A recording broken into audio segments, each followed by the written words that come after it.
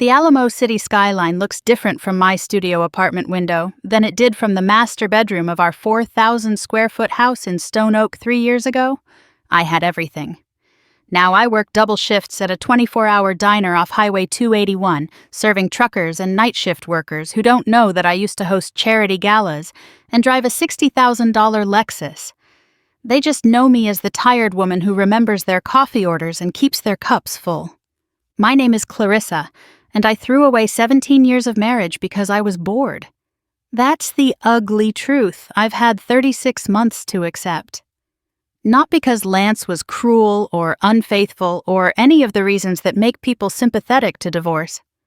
I destroyed my family because at 39 I felt invisible, and a 20-year-old kid made me feel like I mattered again. Lance and I met in college at UT Austin. He was studying engineering. I was in communications. We got married 2 years after graduation, had our son Garrett at 24, bought our first house at 26, and our daughter Sophia at 27. By every measure, we'd built the American dream. Lance worked his way up to senior project manager at a major construction firm. I stayed home with the kids, volunteered at their schools, managed our social calendar. We weren't just comfortable. We were genuinely happy. Or at least Lance was. The problem started when Sophia entered middle school.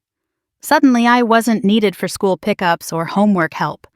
Even the PTA meetings I'd organized for years felt pointless. Lance would come home talking about million-dollar projects and new contracts.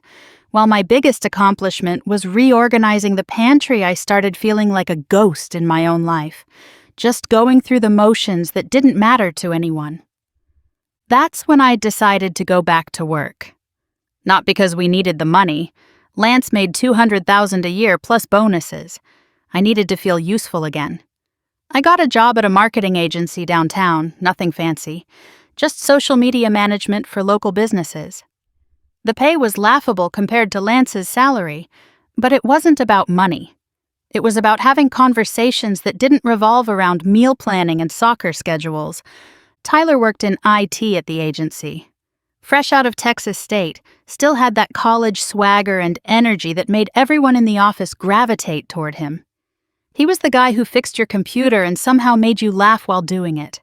23 years old, tall and lean with dark hair that flopped into his eyes, the kind of casual confidence that comes from never having faced real failure yet.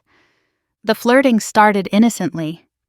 He'd stop by my desk to check my system more often than necessary. He'd bring me coffee from the break room. He'd ask about my weekend plans like he was genuinely interested in hearing about Garrett's baseball games and Sophia's dance recitals. I told myself it was harmless. I was old enough to be his. Well, not his mother, but definitely his much older sister.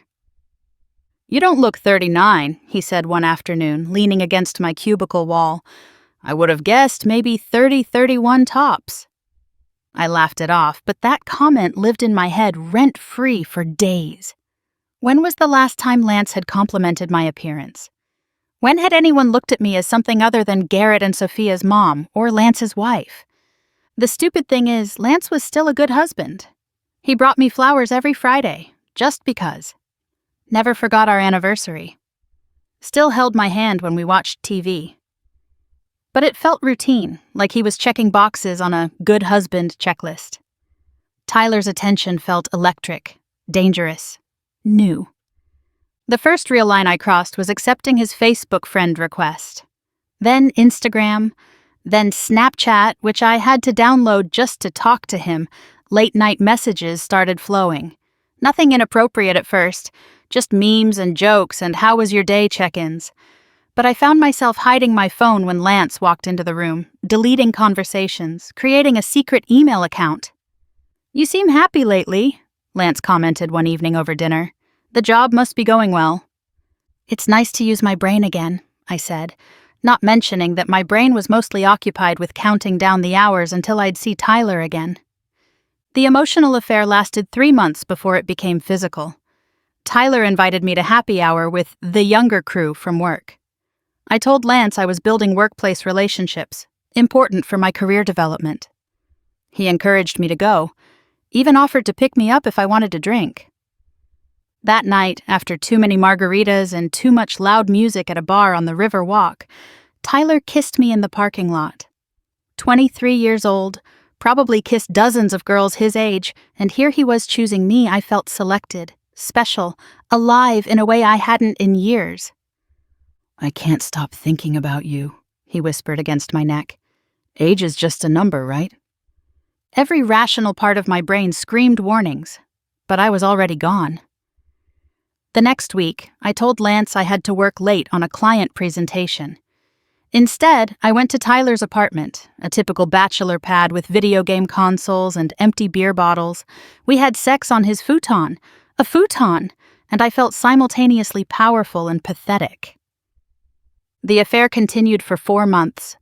Lunch hours at his place, weekend work emergencies, late nights at the gym that I'd joined but never attended. The lies came so easily, each one building a wall between Lance and me. He never questioned anything, trusted me completely. Why wouldn't he? I'd never given him a reason to doubt me. Tyler made me feel 25 again. He'd text me constantly, send pictures from his workouts, plan elaborate scenarios for our next encounter.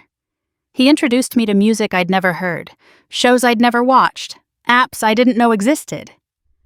When I was with him, I wasn't someone's mother or wife, I was just Clarissa, object of desire. What I didn't realize, or didn't want to realize, was that for Tyler, I was a novelty, a checkmark on his sexual bucket list. Hot older woman. He probably bragged to his friends about banging a MILF. The signs were there if I'd wanted to see them. He never wanted to go anywhere public together. Never suggested meeting my friends or having me meet his. When I mentioned my kids once, he changed the subject so fast I got whiplash. The beginning of the end came when Sophia got sick at school. Really sick, throwing up in the nurse's office, crying for me. The school called my cell, but I was at Tyler's apartment, phone on silent, in the middle of something I can't even think about without feeling sick myself. They called Lance at work when they couldn't reach me. He picked up our daughter, held her hair while she threw up, brought her home, gave her medicine, tucked her into bed. Then he called me. No anger in his voice, just confusion. "Where are you? The school couldn't reach you. Sophia's sick." I made up some story about a client meeting in a dead zone, rushed home with my hair still messy, and my shirt buttoned wrong. Lance didn't say anything about my appearance, just updated me on Sophia's condition, but I caught him looking at me strangely, like he was seeing me for the first time in months. That night, I watched him help Garrett with algebra homework while I made soup for Sophia.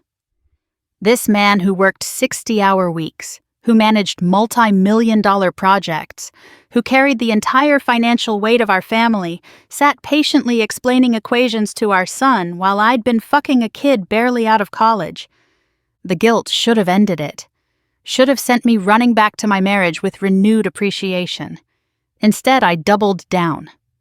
I convinced myself Lance was too boring, too predictable, too safe. I deserved passion, excitement, youth. I'd given him my 20s and 30s. Didn't I deserve some fun? Tyler started pulling back after the school incident. My texts went unanswered for hours. He was busy more often. Canceled our lunch plans twice in 1 week when I confronted him, trying to play it cool but failing miserably. He shrugged. "I figured you needed to focus on your family stuff," he said, not meeting my eyes. "Your kid was sick and all." "She's fine now," I said, hating how desperate I sounded. "It was just a stomach bug." Cool. He was already looking at his phone, probably texting some girl his own age who didn't have to sneak around, who could spend the night, who didn't have stretch marks and a mortgage. I became that woman, the one who sends too many texts, who drives by his apartment to see if his car is there, who stalks his social media for clues about where he's been. I saw him tagged at 6th Street bars with girls who looked like they were born yesterday. Saw him comment heart emojis on Instagram posts from a blonde named McKenna who worked at the gym. The final destruction came on a Thursday. Lance had taken a rare half-day off to surprise me, maybe take me to lunch. He walked into the agency holding roses, yellow ones, my favorites, just as Tyler was walking out of my cubicle. his hand lingering on my shoulder a beat too long. I'll never forget Lance's face. Not angry, not even hurt at first. Just confused, like his brain couldn't process what his eyes were showing him. Tyler mumbled something about a system update and practically ran to the elevator. My coworkers pretended to be busy, but everyone was watching. "Lance," I started, but what could I say? The roses hung limply in his hand. He turned and walked out without a word. I found out later he sat in his truck in the parking garage for an hour before driving home. When I got there that evening, after Tyler wouldn't answer my calls, and my boss suggested I take the rest of the day to handle personal matters, Lance was in Garrett's room, helping him pack. "I'm taking the kids to my mother's for the weekend," he said without looking at me. "We'll talk when I get back." "Lance, please, let me explain." "Not in front of them." His voice was steel. Garrett, 15 and too smart for his own good, glared at me like he already knew. Sophia, 12 and sensitive, kept asking why Daddy was sad. They left, and I spent the weekend alternating between trying to reach Tyler and drafting explanations for Lance. Tyler finally texted back Sunday morning. "I think we should cool things off." This is getting too complicated. Too complicated. 4 months of risking my marriage, and I was too complicated. Lance came back Sunday night alone. His mother kept the kids for the week. We sat at our kitchen table, the one we'd bought together at an estate sale our first year of marriage, refinished by hand, and I watched my husband cry for the first time in 17 years. "Who is he?" was all he asked. I told him everything. How I'd felt invisible, how Tyler made me feel young, how it wasn't about Lance at all, it was about me. Every cliché in the cheater's handbook poured out while he sat silently, occasionally wiping his eyes. "Do you love him?" he asked when I finished. "No," I said, realizing it was true. I didn't love Tyler. I loved how he made me feel, but that wasn't the same thing. "Do you love me?" I started to say yes automatically, then stopped. Did I? Or had I been so focused on what I thought I was missing that I'd forgotten what I had? "I don't know," I whispered. He nodded like he'd expected that answer. "I'll stay in Garrett's room tonight. We'll figure out next steps tomorrow." Next steps? Like our marriage was a project to be managed. I quit my job the next day. Couldn't face Tyler, couldn't face the whispers and stares. Lance moved into an extended stay hotel, came by every evening to see the kids, acted civilly for their sake. He hired a lawyer. I hired a lawyer.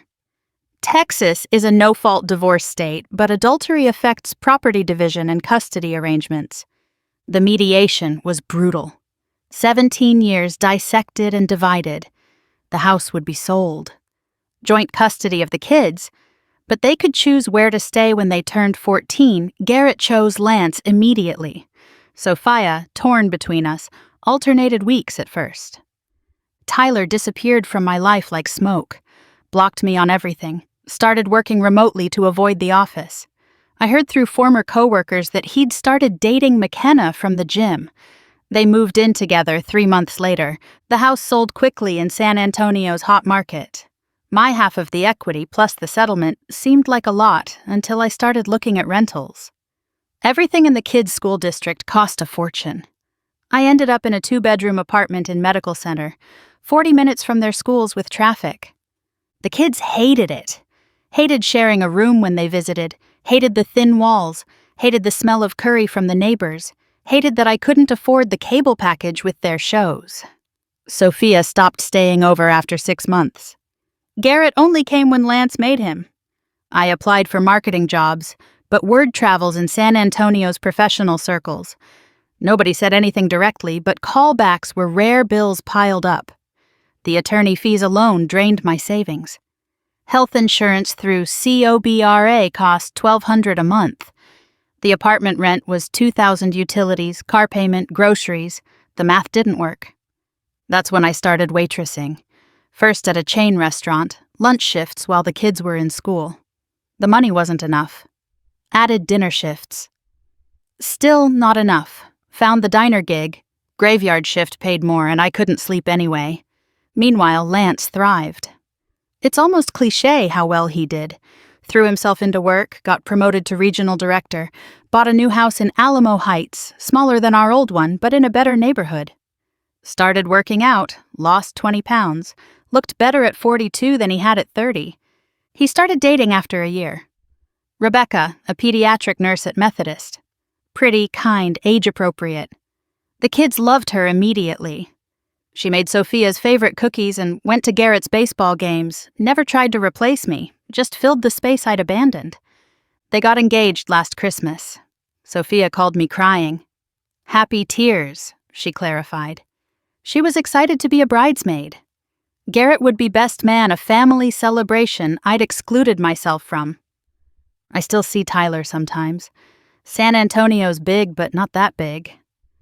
Last month at Target, buying groceries I could barely afford, I spotted him with McKenna.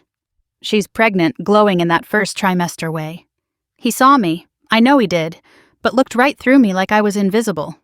Which I suppose I am. The hardest part isn't the poverty or the loneliness or even the shame. It's watching the life I threw away get rebuilt without me. Lance posts family pictures on Facebook. Him, Rebecca, and my kids at SeaWorld, at Fiesta events, on vacation in Florida. They look like a catalog family. Perfect and complete. No space where I used to fit. Garrett's 18 now, applying to colleges. He wants to study engineering like his dad. I offered to help with applications, but he said Rebecca already was Rebecca, who attended every parent-teacher conference I missed while sneaking around with Tyler.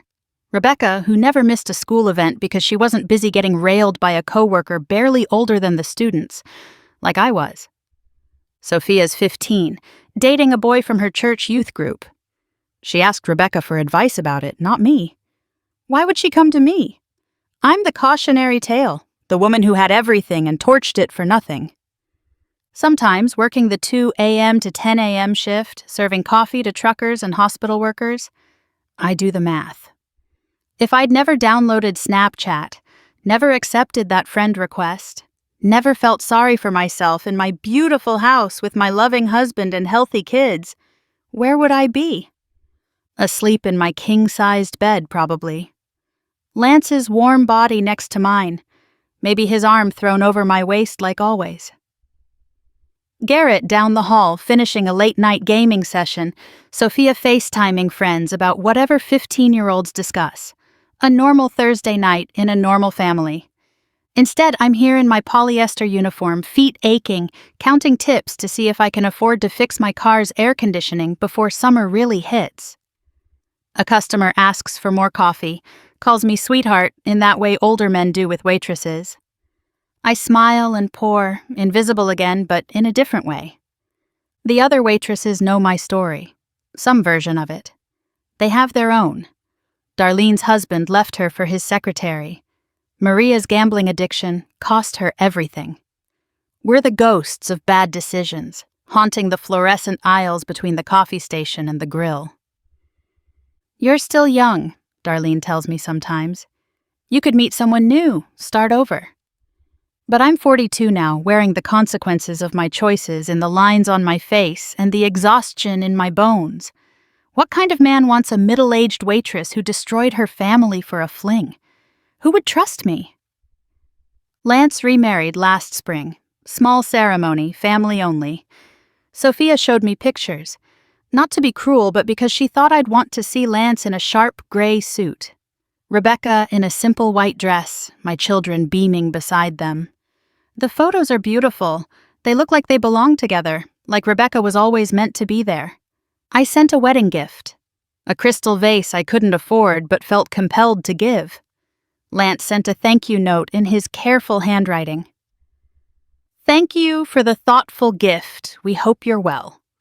Polite, distant, final. Tyler got married too. Saw the announcement on Instagram before I deactivated my account. Couldn't bear the digital reminders anymore. Beach wedding in Cancun. McKenna looked stunning, young, fertile with life I'd never have again. Tyler tagged it, Best day of my life, like our Tuesday afternoons never happened. 3 years. That's what it took to lose everything that took 17 years to build. 3 years since I sat at that kitchen table watching Lance cry. 3 years of watching him rebuild while I spiraled. 3 years of my children choosing him, choosing Rebecca, choosing the stable life I abandoned. The sun's coming up now, another shift ending. Time to go home to my empty apartment, sleep a few hours before the evening shift at the chain restaurant, double shifts on Thursday, just like always. Rent's due tomorrow. A young couple comes in as I'm cleaning my section. Early 20s, probably college students pulling an all-nighter. He's got his arm around her, she's wearing his hoodie. They order pancakes to share, make hard eyes at each other over coffee. I want to warn her. Want to say, hold on to this. Don't get bored. Don't think excitement matters more than stability. Don't throw away real love for an ego boost from someone who'll forget your name. But I just smile and take their order. They wouldn't listen anyway. Nobody thinks they'll end up like me, the cautionary tale wiping down tables at dawn, wearing orthotics for feet ruined by too many doubles, going home to nobody. My phone buzzes. Garrett asking if I can send money for his senior pictures. $200 I don't have for memories I won't be in. I text back that I'll figure it out. Add a heart emoji he won't reciprocate. Lance will probably pay for them. He always does now. Covers what I can't. Not out of kindness. We don't talk beyond logistics. But because he won't let my failures affect the kids more than they already have. The young couple leaves a $10 tip on a $20 tab. College kids probably can't afford it, but in love enough to be generous, I pocket it, add it to the senior picture fund that'll never reach 200. My manager nods as I clock out. See you tonight, Clarissa? Yeah, Miguel, see you tonight. Always tonight, always another shift, always another reminder that I had everything and chose nothing. The morning traffic on 281 is already building. Successful people heading to real jobs, important meetings, lives that matter. I merge carefully. Can't afford an accident. Only carry liability insurance now. My apartment complex is quiet when I arrive. Most residents at work or school. Just me and the other night shifters, the forgotten people living opposite lives Mrs. Chen from 3B waves from her balcony. She works nights at the hospital, knows the drill. Inside, my apartment smells like emptiness. Beige walls I'm not allowed to paint. Carpet stained by previous tenants. The furniture I kept from the divorce looks wrong here. Too big, too nice, reminders of rooms they used to occupy. I should shower, eat something healthy, tackle the pile of bills on my counter. Instead, I collapse on my bed, a full, not a queen, all that fits in this room, and scroll through my phone. Mistake. Sophia posted pictures from a school dance. Rebecca did her hair, some elaborate braid I could never master. She looks beautiful, happy, whole. Garrett shared a college acceptance. UT Austin, early admission to the engineering program, like father, like son. Lance commented, "So proud of you, son." Simple perfect there. The father who stayed, who didn't implode their world for a fantasy. I close my eyes, but sleep won't come. It rarely does anymore. Too many ghosts in the silence. Tyler's hands on my skin. Lance's tears at our table, Garrett's disgusted face when Lance came to pack his bags. Sophia asking why Daddy moved out. 3 years, 36 months, 1,095 days, give or take. That's how long I've lived with the consequences of 4 months of selfishness. The math is brutal. 4 months of fake passion for a lifetime of real regret. Sometimes I dream about that Thursday, about Lance walking in with those yellow roses. In the dream, I see him coming, have time to push Tyler away, to choose differently. But I always wake up in this apartment, this life, this reality I created. The worst part? I can't even blame Tyler. He was 23, thinking with his dick, exploring life. I was 39, married with children, supposed to know better. He owes me nothing, never promised anything beyond the next orgasm. I check my bank balance. $47 until tomorrow's tips. Rent due, electric bill overdue, Garrett needs senior picture money. Sophia's birthday next month. Car inspection required. The math of poverty calculating impossibilities. My phone rings. Unknown number. Probably a debt collector. Medical bills from when my insurance lapsed. Credit cards I maxed out furnishing this place, I let it go to voicemail. They'll call back. They always do. 3 years since I had a husband who brought me flowers every Friday. 3 years since my kids lived under my roof. 3 years since I felt whole. I finally drift off as the world wakes up. Another day in San Antonio, starting without me. Tonight I'll serve coffee to people who have what I threw away. Tomorrow I'll do it again, and again, and again. This is my life now. The one I chose when I thought I deserved better than a good man's steady love. Turns out I got exactly what I deserved, nothing but the memory of everything I lost and the knowledge that I have no one to blame but myself. Lance and Rebecca are probably having breakfast now, Garrett rushing for school, Sophia singing in the shower. A normal Thursday morning in a normal family, the life I abandoned for Tyler's futon and empty promises. 3 years, and counting.